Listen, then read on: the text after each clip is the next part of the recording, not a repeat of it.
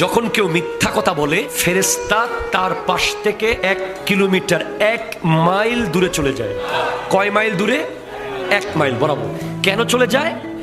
তার মুখের ভিতর থেকে মিথ্যার গন্ধ বের হয়, দুর্গন্ধ, যেটা ফেরেশতারা সহ্য করতে পারে না। ওনারা খুশবু পছন্দ করে।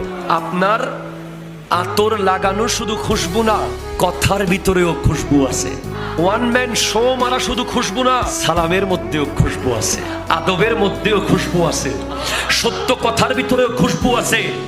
যখন কেউ সত্য কথা বলে তখন ওই কথা থেকে খুশবু বের হয়, ফেরেশতা তার কাছে থাকে। যখন কেউ মিথ্যা বলে ওই মুখ থেকে দুর্গন্ধ বের হয়, ফেরেশতা 1 মাইল দূরে চলে যায়। ওই ব্যক্তি মিথ্যা বলতে বলতে যদি মারা যায়, সে বেঈমান হয়ে মরার সম্ভাবনা আছে।